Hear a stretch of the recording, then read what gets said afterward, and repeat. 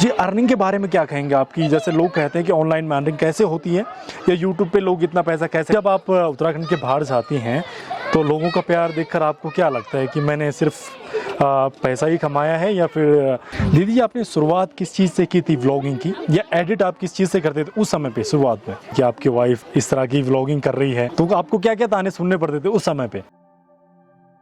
जैसे आपने व्लॉगिंग की शुरुआत की तो वो कैसे आप लाखों सब्सक्राइबर तक पहुंचे, इसके बारे में क्योंकि बहुत मुश्किल हो जाता है जब हमारे सब्सक्राइबर नहीं बढ़ रहे होते हैं, जब हमारे सब्सक्राइबर ग्रो नहीं हो रहे होते हैं, हम डिप्रेस होते हैं, नहीं ये नहीं करना है, नहीं हो पाएगा शायद, तो उस टाइम पर आपने क्या सोचकर आगे बढ़े आप? सबसे पहले तो मेरे भाई ने मुझे बोला कि तेरा मुंह इतना चलता है, जैसे बोलते हैं ना भाई बहन, हाँ। अरे तेरा मुंह बहुत चलता है, ब्लॉगिंग कर ले तू, ऐसे कुछ दिखा दे। हाँ। लेकिन शायद गॉड गिफ्ट ही मानेंगे इसको कि थोड़ा सा माइंड क्रिएटिव हो गया कि हाँ इसको इस एंगल से दिखाना है, ये करना है, वो करना है। और मेरा एक मीम्स बहुत फेमस हुआ था, तो वो हुआ था कि मोरू का पेड़ वाला। हाँ। अचानक से वो मोरू का पेड़ हमारे लिए भगवान ही साबित हुआ। अच्छा जी, वो मोरू का पेड़ में क्या सीन था जी? एक्चुअली ऐसा था कि एक गढ़वाली गाना है कि काटी जलो मोरू छोरी काटी जलो मोरू। हाँ। मोरू मतलब घास का पेड़ होता बिल्कुल, है, बिल्कुल, और जी। वो दूरस्थ मतलब ऊपर हाइट के एरिया में पाया जाता है। तो मोरू का पेड़ ऐसे छोटा मोटा नहीं होता है। मोरू का पेड़ जो भी होता तो मतलब समझ लो कि 5 आदमी में आएंगे तो ऐसे घेरा बनाएंगे तो इतने मोटे मोटे पेड़ होते हैं। हाँ जी। उस टाइम उन पे रील बन रही थी, मैं कभी नहीं बनाती थी रील, अभी हाल में रील बना रही हूँ। हाँ। लेकिन मैं पहले नहीं, तो मैं देखती रहती थी लोगों पे, तब टिकटॉक चलता था। तो उसमें था कि काटी जलो मोरू, तो लड़कियां ऐसे करती थी, ऐसे करती थी, मतलब एक्शन करती थी, वो एक्शन करती थी। अलग-अलग तरह की। मेरा टोन उनको मतलब वो ऐसे वो रोस्ट करने का नहीं था। हाँ। लेकिन मैं गई, मैंने बोला ओ भाई ये तो मोरू का पेड़, उस टाइम वो गाना फेमस हो रखा था। मैंने कहा आजकल तो लड़कियां ऐसे रील बना रही हैं जैसे सब्जी काट रही होंगी। अच्छा। और मैं मोरू का पेड़ दिखाती हूँ आपको, इतना बड़ा पेड़ है, अब देख लिया मोरू का पेड़, अब इसको काट के दिखाओ। तो अच्छा। वो जो एक पार्ट था ना वो फेमस हुआ, वो आपने सच्चाई दिखाई उस चीज की, वो सच्चाई दिखाई नॉर्मली। हाँ। बोलने का तरीका थोड़ा चेंज हो गया था, मतलब ऐसे रोस्ट टाइप के नहीं करते हैं, बिल्कुल, बल्कि सही। जो कोई मतलब नहीं था किसी को रोस्ट करने का, किसी तो मीम्स वालों ने जो होता ही अलग अलग प्लेटफॉर्म वालों ने वो पार्ट निकाला, और जितनी भी लड़कियां जो वो उस पे रील बना रही थी वो किया, और फिर बोला अरे इसने तो सबको ढो डाला कि अब देखो ये ऐसे कर रहे हैं। तो बहुत सारे लड़कियां ऐसी हैं, उनको तभी पता चला कि मोरू का पेड़ होता है, नहीं तो वो पता नहीं क्या समझ रही थी। गाने में कुछ भी कर रही थी। हाँ, लेकिन जब हकीकत आया आपके सामने, हाँ। तो थोड़ा अलग सीन था। हाँ। जब आपने शुरुआत की थी व्लॉगिंग तो लोग क्या सोचते थे इस बारे में? देखिए जब मैंने स्टार्टिंग करी थी तो लोग मुझ पे घूर घूर के देखते थे कि हाँ। ये क्या कर रही है। हाँ। और लोगों की मेंटेलिटी ये रहती थी कि पता नहीं योगी की बुआरी क्या कर देगी। मतलब क्या कर देगी, मतलब ऐसे नहीं कि लोगों का कहना टोन अलग रहता था वो कि मतलब क्या कर देगी, पता नहीं हाँ। क्या ही कर देगी, ऐसा हाँ। सिस्टम था। हाँ। लेकिन काफी सारे लोग ऐसे भी, ऐसे नहीं बोलूंगी, काफी सारे लोग भी बोलते थे हाँ हाँ बना बना मुझे भी दिखा। और काफी सारे लोग ऐसे थे कि मुझे मत निकाल भाई, उनको पता नहीं क्या लगा, अभी भी अच्छा। बोलते हैं लोग मुझे मत निकालो। अच्छा। पता नहीं मैं इंटरनेट पे कहाँ चली जाऊंगी, मुझे मैं बोलती थी क्यों बोल रहे ऐसे, नहीं नहीं मुझे दिखाना ही नहीं है, हमारे यहाँ ये मना करते हैं, ऐसे कुछ बोलते थे। लेकिन कई लोगों ने बोला कि हाँ हमको दिखाओ, और कई लोग जो पहले बोलते थे कि हमको वीडियो में लाओ, वीडियो में लाओ, अर्निंग होने के बाद उन्होंने बोला अरे तू तो कमा रही है, अच्छा। मुझे मत लाना वीडियो में। हाँ, हमको देख के कमा रही है। हाँ, हमको लोगों की मानसिकता थोड़ी अलग है यहाँ पर, है ना? हर प्रकार के लोग रहते हैं समाज में, हर प्रकार के, कोई सपोर्ट करने वाले, कोई सिर्फ चुगली करने वाले, और कोई ऐसे हैं कि जो बाहर तो बोलते हैं कि हमको इनसे मतलब नहीं है, हम नहीं देखते हैं, लेकिन देखते वो पूरा है। अच्छा। बिल्कुल बिल्कुल। भैया आपका क्या सोचना था उस टाइम पे कि लोग कहते होंगे कि आपकी वाइफ इस तरह की व्लॉगिंग कर रही है, तो आपको क्या क्या ताने सुनने पड़ते थे उस समय पे? मेरी सोच तो पहले से बहुत वो थी हाई, मैंने बहुत ऊपर की सोचता था। तो मैं ये नहीं रखता था कि लोग क्या कहेंगे क्या नहीं कहेंगे। मैं तो केवल अपनी वाइफ में टैलेंट पहचाना मैंने। हाँ। कि मेरी वाइफ में बहुत टैलेंट है, तो मैंने कहा मेरी वाइफ को इस क्षेत्र में जाना चाहिए। बिल्कुल। तो मैंने कहा ब्लॉगिंग करो। हाँ। आप आगे बढ़ते रहो, क्योंकि आप में वो टैलेंट है। ये आज भी बोलते हैं कि हाँ। अरे लोगों की क्या सोच रही है। हाँ। जिस दिन मरेंगे ना उस दिन बोलेंगे अरे वो ऐसा ही ऐसा। बिल्कुल, बिल्कुल। कोई अच्छा बोलेगा कोई बुरा बोलेगा, उस दिन भी बोलेंगे। हाँ। लेकिन तू वो मत कर, चाहे पहनावे से हो चाहे किसी भी चीज से हो। बोलते थे नहीं फिर ही है, बस आदमी को गलत नहीं होना चाहिए। हाँ। कैरेक्टर आदमी का सिर्फ सही होना चाहिए, वही बिल्कुल, सबसे अमूल्य धन बिल्कुल, बिल्कुल है, सही। और वो सही होना चाहिए। और आप दुनिया घूम लो, हाँ कोई दिक्कत दीदी जी, लोग सोचते हैं कि व्लॉगिंग के लिए क्वालिफिकेशन बहुत ज़रूरी है, ज़्यादा पढ़ा लिखा होना बहुत ज़रूरी है। तो इस बारे में आप क्या कहेंगे कि आप कितने पढ़े लिखे हैं और कहाँ से शुरुआत की थी आपने? देखिए जी, ब्लॉगिंग में ऐसा कुछ भी नहीं है कि पढ़ा लिखा ज़्यादा होना बहुत इम्पोर्टेंट है, ऐसा बिल्कुल भी नहीं है। जिस तरह से ब्लॉगिंग के लिए एक बहुत महंगा कैमरा होना इम्पोर्टेंट नहीं है। लोग तो छोटे छोटे फ़ोन से ही ब्लॉगिंग स्टार्ट करते हैं और उनके लाखों में फॉलोवर हैं। तो ठीक उसी तरह इतनी ज़्यादा पढ़ाई मेंटेन नहीं है। हाँ, थोड़ा आपको नॉलेज ज़रूर होना चाहिए कि किस तरह से वीडियो अपलोड हो, किस तरह से एक्सपोर्ट हो और किस तरह, मतलब आपको थोड़ा बहुत इंग्लिश का भी होना ही चाहिए, क्योंकि आप जिस प्लेटफॉर्म पे काम कर रहे हैं वो टोटली इंग्लिश में है। हाँ बिल्कुल, मतलब उसमें सारी जानकारी होनी चाहिए। बाकी तो सोशल मीडिया पे सारी वीडियोस वगैरह अपलोड हुई रहती हैं। किस तरह से क्या करना है, किस तरह, थोड़ा सा अपना माइंड चलाना ही पड़ता है। और रही बात एजुकेशन की, तो मैंने 12 पास किया, उसके बाद मैंने फार्मेसी की। बहुत सालों तक मेरा मेडिकल भी रहा, मेडिकल स्टोर खोल के। तो मेडिकल के क्षेत्र में भी काफ़ी एक्सपीरियंस है। मैंने गवर्नमेंट जो हॉस्पिटल था उसमें भी काफ़ी मतलब प्रैक्टिस करने के लिए सेवा दी। हमारे डॉक्टर जी हैं भट्ट जी, तो उन्होंने मुझे बोला कि आदमी प्रयास करके भी सीखता है, देख के सीखता है। हाँ, ये पढ़ाई एक अलग बात होती है कि हाँ ये पढ़ लिया और एक्सपीरियंस ही नहीं है। तो बस ब्लॉगिंग के लिए वही था कि भाई ने बोला करो, तो हस्बैंड जी ने बोला करो, तो कर लिया। जी दीदी जी, आपने शुरुआत किस चीज़ से की थी व्लॉगिंग की, या एडिट आप किस चीज़ से करते थे उस समय पे शुरुआत में? शुरुआत में देखिए जी, मैंने फ़ोन से ही व्लॉगिंग स्टार्ट करी थी। वो भी मेरा फ़ोन नहीं था। मेरे पास कोई कुछ ऐसी कंपनी का था कि जिसमें अच्छी क्वालिटी वाला वो नहीं था। और मेरे हस्बैंड जी के पास था नोट 10। अच्छा। तो सैमसंग नोट 10 का। तो उन्होंने बोला कि इससे कर ले, इससे क्वालिटी अच्छी आती है। तो मेरे भाई ने ही फिट करके दिया वो, मतलब जो भी कितने रेजुलेशन पे करना है, कितना FPS है, तो वो मेरे भाई ने ही फिट करके दिया। फिर हमने शूट किया वीडियो, एक वीडियो की 2-2 5 मिनट की, ऐसे ऐसे करके। तो फिर धीरे धीरे होता रहा। और एडिट करने के लिए भी मैंने एक बार वीडियो देखी लोगों की, किस तरह से कट लगाना है। उस टाइम मैं काइन मास्टर पे करती थी।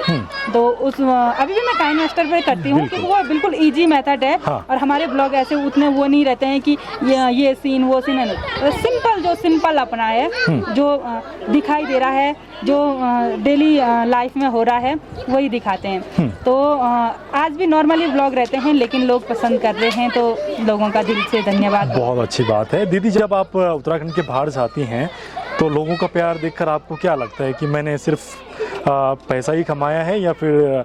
देखिए जी, पहले तो मुझे, जब मैं घर में थी ना, घर में बैठी रहती, वीडियो अपलोड करती थी, मेरी अर्निंग आती थी, मैंने की आती थी, मैं खुश हो जाती थी कि हाँ चलो भाई, डॉलरों में कमाई हो रही है, ये हो रहा, मतलब एक वो। लेकिन जब आप आदमी क्या बोलते हैं ना कि घर में रह के आदमी अपने ही चूल्हे तक सोचता है, बिल्कुल। लेकिन जब आदमी थोड़ा सा बाहर जाता है तो तब देखता है दुनिया हाँ क्या है। तो जब मैं इधर उधर जाती थी तो मैं बोलती हूँ हाँ, लोग मेरे हाथ जोड़ रहे, पैर में पड़ रहे, ना ना ना ना ना ना, कितना भगवान जी के दर्शन हो गए, ना ना ना भगवान जी आ गए। तो मैं उस भगवान का शुक्रिया अदा करती हूँ कि उसने मुझे क्या सोच के बनाया होगा। और भगवान जी से हमेशा ये प्रार्थना करती हूँ, भगवान जी जिस दिन मैं जानती भी नहीं थी यूट्यूब के बारे में या फेसबुक के बारे में, उस दिन जैसा मेरा व्यवहार था, जैसा मेरा नेचर था, उसी नेचर को बनाए रखना। बस वही एक जो घमंड होता है ना, वो मत चढ़ने देना। बस यही प्रार्थना करती हूँ भगवान। बहुत बड़ी बात है। आज लोगों के पास हजारों सब्सक्राइबर होते हैं और लोग नीचे ज़मीन में नहीं देख रहे हैं, ऐसे भी लोग हैं बहुत सारे। दीदी का स्वभाव आज भी वही है जो शायद तब रहा होगा, और ये देवी देवताओं का ये आशीर्वाद है कि दीदी का स्वभाव आज भी ज़मीनी है। जी दीदी जी, जो आज की डेट में, आज के समय में व्लॉगिंग शुरुआत करना चाह रहे हैं, उनको क्या कहना चाहेंगे, उनको किस तरह के कंटेंट देने चाहिए? जी जैसे आज के टाइम पर तो वैसे फॉलोवर लोगों के जल्दी बढ़ रहे हैं, लेकिन अर्निंग शायद उतनी अच्छी नहीं आ रही है। क्यों? क्योंकि देखिए जी, खाते पीते सोते तो सब हैं, बिल्कुल, शादी भी अटेंड सभी करते हैं, गाड़ी में भी सभी जाते हैं, मतलब एक डेली लाइफ सभी की होती है। लेकिन आपको शुरुआत आप दिखाइए, हम भी दिखाते हैं कि हम ये खा रहे हैं, हमने आज ये खाया, हम सो गए, हमने रूम ले लिया, ये तो हम भी दिखाते हैं। लेकिन कब दिखाया? जब एक बार लोग जुड़ गए, कनेक्ट हो गए। और जो शुरुआत कर रहा है कि आज मेरा ये हो गया, वो नहीं होता है। मतलब पहले ही मेरे भाई ने भी मेरे को ऐसे बोला था कि पहले कंटेंट पे ध्यान दे, कि तेरा आपका कंटेंट कैसा है। कि पहले मैंने रीति रिवाज दिखाए, अपना खान पान दिखाया कि हम ऐसे लोग, पहाड़ी लोग ऐसे खाते हैं, पहाड़ी लोगों का पहनावा कुछ इस तरह का है, लाइफस्टाइल ये है, घास ऐसे लाते हैं, ये ऐसे करते हैं, मकान ऐसे हैं। तो उनसे कनेक्ट हुए लोग। अब जब एक बार अगर मैं आपसे कनेक्ट हो गई, तो आपकी चाहे मैं कुछ भी करो आप, तो मैं देखूंगी ना हाँ भाई ये क्या कर रही है आज के दिन पे। तो बस लोगों का प्यार और सपोर्ट ही है बस। जी, आज का जो समय हैं दीदी जी, लोग कंटेंट देख रहे हैं और लोग कुछ साल पहले क्या देखते थे कि सिर्फ जो चीज़ें दिखती थी उसको हकीकत मान लेते थे।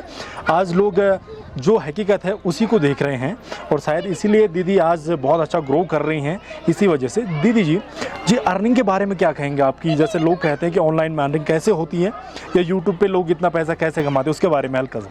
अब देखिए जी, पहले तो हमको भी पता नहीं था कि अर्निंग इतनी अच्छी हो सकती है।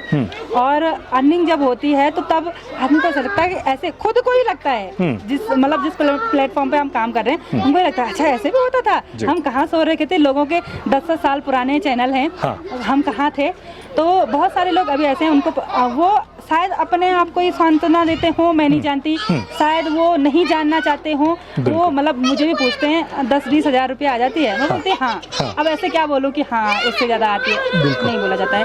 और अर्निंग सा ऐसे है कि अपना घर परिवार चल जाता है, बिल्कुल। उससे बढ़िया बात क्या हो सकती है कि अपने हस्बैंड जी के साथ बराबरी में मतलब चल रही हूँ कि इनका मतलब कंधे से कंधे मिलाकर चल रही हूँ कि कुछ काम अगर हम किसी चीज़ की शुरुआत करें तो मैं बोलती हूँ अरे तुम भी और मैं भी दोनों साथ मिलकर करेंगे। पहले ऐसा नहीं होता था, हस्बैंड जी काम करते थे तो हस्बैंड जी ने मेरे को भी देना था, बिल्कुल, और मतलब परिवार भी चलाना था, ऐसा सिस्टम था।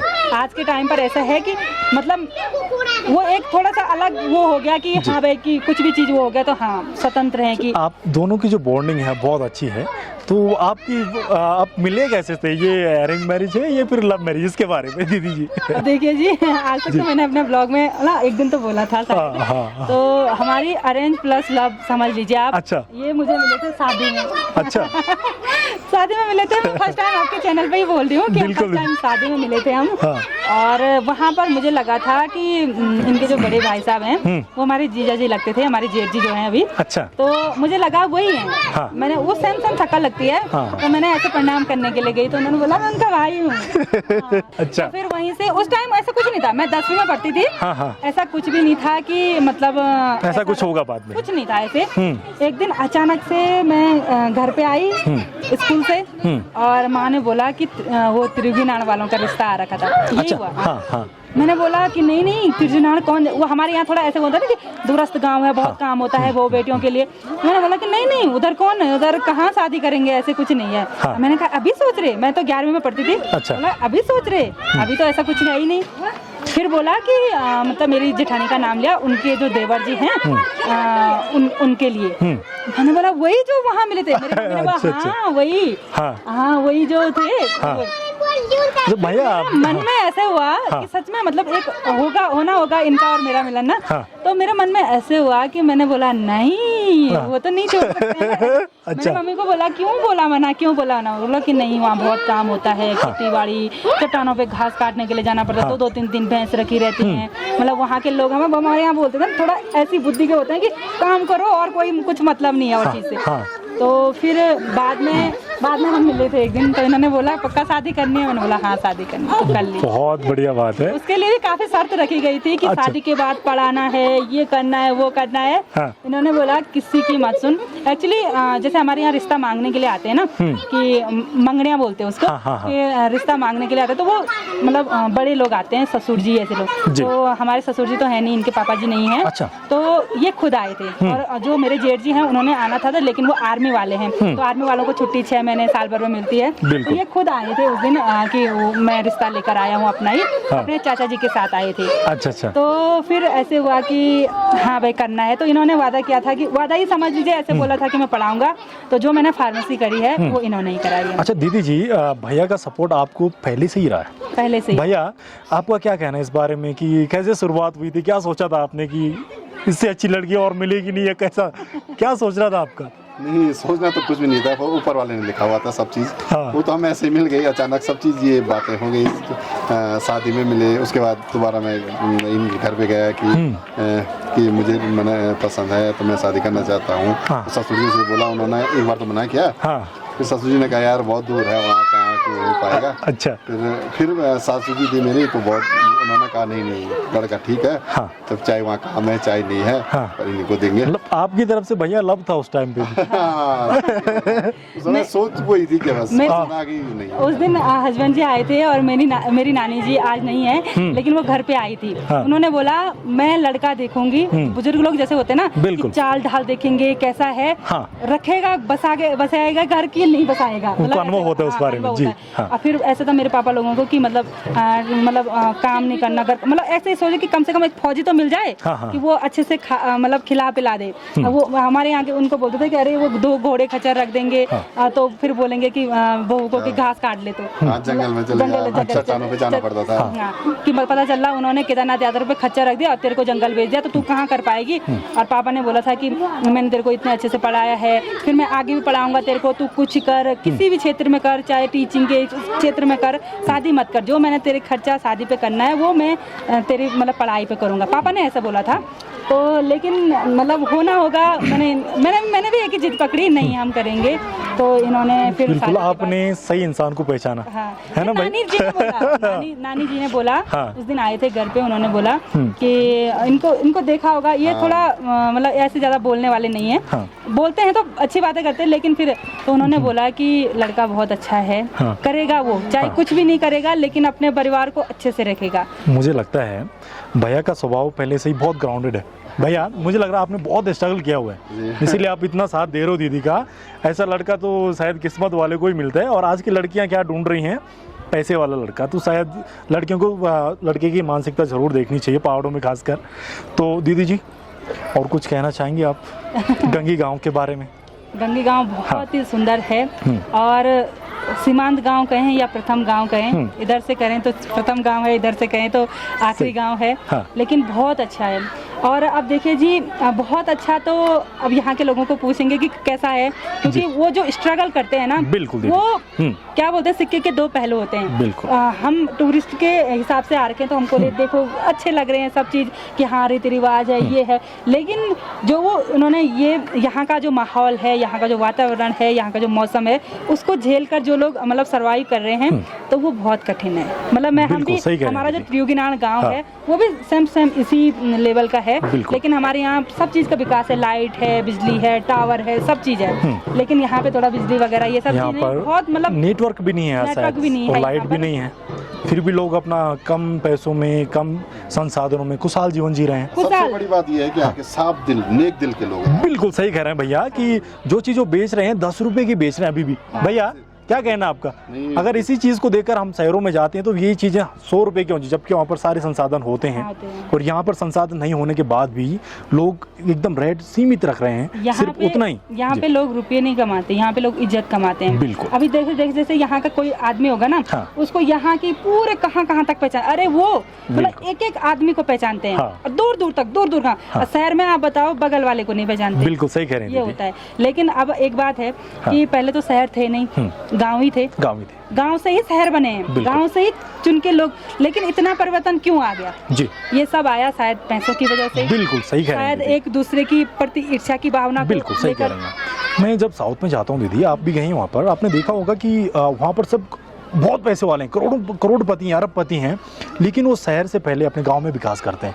और शायद मैं हिमाचल की बात करूं या साउथ या जम्मू कश्मीर, कहीं के भी लोगों ने गांव में पहले विकास किया है, उसके बाद भले शहरों में भी मकान है, लेकिन वो अपनी संस्कृति को पहले आगे रखते हैं। तो उत्तराखंड में कहीं पर मुझे लगता है कि लोग अपनी संस्कृति से दूर हैं। इस बारे में क्या कहेंगे दीदी आप? इस बारे में तो सबसे पहले सही बोल रहे हैं आपकी, बाहर के लोगों ने, जैसे कर्नाटक साइड है और ये हिमाचल साइड है, जब उधर जाते हैं लोग, हम सोचते हैं यार हम क्या हैं, कुछ नहीं है। बिल्कुल सही कह रहे हैं। हमारे यहाँ जिसके पास पैसा होता है, जिसके पास थोड़ा संसाधन अच्छे होते हैं, जो मतलब थोड़ा आर्थिक रूप से उठा हुआ समझ लीजिए, वो बाहर जाने की सोचता है। बिल्कुल सही कह रहे हैं। ऐसे नहीं सोचता है कि हम घर का, हम भी खुद उसमें से हैं, हम ऐसे नहीं बोल रहे हैं कि हम भी खुद उसमें थे कि हमारी सोच भी ये रहती थी कि थोड़ा पैसे होंगे तो देहरादून मकान बना देंगे, यहाँ वो कर देंगे। मतलब वो कमी कैसे हुई? वो बचपन से ही मानसिकता है बिल्कुल वो सही कह बचपन रहे से ही मानसिकता है कि अगर आप एक अच्छी लाइफ आप शहर में रह के ही जी सकते हैं। वो लेकिन हमारे- फिर से एक बात है, हाँ। अभी फिर से लोग वापस आ रहे हैं अपने घर को। बिल्कुल जब बिल्कुल से ये लॉकडाउन हुआ ना, प्रकृति ने अपना जो रूप दिखाया है, उसके बाद लोग अपने घरों को आ रहे हैं। जी, जो बिल्कुल। वैसे हमारे यहाँ उतना पलायन नहीं है, लोग हमारे केदार घाटी में, लेकिन जिस जगह था ना, लोगों ने अपने पुराने घर फिर से अच्छे बना दिए हैं। बिल्कुल। ये सबसे बात है, प्रकृति बैलेंस कर लेती है। हाँ, हाँ, हाँ। प्रकृति को आता है मेंटेन करना किस तरह से, लेकिन इंसान बदल जाता है और सब चीज वैसे ही रहता है। बिल्कुल सही कह रहे हैं दीदी जी कि थोड़ी सी हमारी मानसिकता भी उस टाइप की है। हमारे घर वाले ये कहते हैं कि बेटा शहर चले जाओ, बच्चों को वहाँ पे पढ़ाओ, जबकि जितने भी पढ़े लिखे अफसर बने हैं उस ज़माने में सब गाँव से ही पढ़कर बने हुए हैं, क्योंकि उन्होंने एकदम ठोकरें खाकर हर चीज़ें सीखी हैं और आज वो समझदार भी उस लेवल में हैं दीदी जी। पर ऐसा है, पहले के जो गवर्नमेंट स्कूल हैं, हाँ उनके टीचर भी और वो विद्यालय भी कुछ और ही थे। आपने जैसे पहले के जमाने ऐसा था कि माता पिता ने अगर अपना बच्चा स्कूल भेज दिया तो वो गुरुजी के हवाले हो गया। बिल्कुल। आज के जमाने में वो स्कूल भी चला गया ना, फिर भी माँ बाप के हवाले है। सही कह रहे हैं दीदी आप। अगर बाई ये- चांस टीचर ने अगर कुछ बोल भी दिया ना अच्छाई के लिए, तो पता नहीं कितने केस हो जाएंगे। ये अभिभावक की कमी है। पहले के अभिभावक होते थे कि बच्चों को डांटो पीटो, तेरा गुरुजी तुझे संभालेगा। हाँ। लेकिन आज हमारे अभिभावक हमें कहते हैं, बच्चों को कहते हैं कि नहीं तुम्हें। और जी। जो टीचर्स हैं उनकी भी कमी मैं बताती हूँ जी। कि टीचर्स की भी ये कमी है कि वो उसको ऐसे देखते हैं कि हाँ ये पढ़ा रही मैं, इससे मेरे को रुपया मिलेगा, बस हो गया। बिल्कुल, लेकिन बिल्कुल। पहले का जो वो था ना कि कुमार वाला सीन की हाँ। जो पीटता है घड़े को अंदर से हाथ, सही कह रहे हैं वो जी। वाला सीन था। आज ऐसा कुछ नहीं है। आज ऐसा है कि तू हाँ पढ़ा रही मैं, इतने घंटे पढ़ा रही, बस मेरे तनख्वाह दो, बस ऐसा मतलब है। बहुत ये वाला बढ़िया। वो है। जी भैया शुक्रिया आपका, दीदी जी शुक्रिया आपका। आपका जो स्वभाव है आज भी एकदम ग्राउंडेड है, बहुत अच्छा लगा मिलकर। बहुत अच्छा लगा हमें भी मिलकर, बहुत अच्छा यहाँ पर गंगे गांव में मिलना हुआ। पहली बार आपसे मिले, बिल्कुल, आपका जी। स्वभाव भी बहुत अच्छा लगा। जी। बहुत बहुत धन्यवाद, आपका स्वागत है। आप हमारे जोगीनार में भी बिल्कुल, जरूर बिल्कुल, आइएगा। जी। 15 तारीख को वहाँ पर भी मेला लगता है। अच्छा। तो आप आना हो सके तो आप जरूर आ जाना। बिल्कुल दीदी जी, ज़रूर आएंगे। बहुत अच्छा लगा दीदी के साथ ये अनुभव साझा करते हुए। तो उम्मीद है आप सबको ये अनुभव पसंद आया हो तो ज़रूर लाइक शेयर चैनल सब्सक्राइब, और जल्द मिलते एक नए अनुभव के साथ। तब तक के लिए थैंक यू फॉर वॉचिंग। शुक्रिया। जय जय देवभूमि।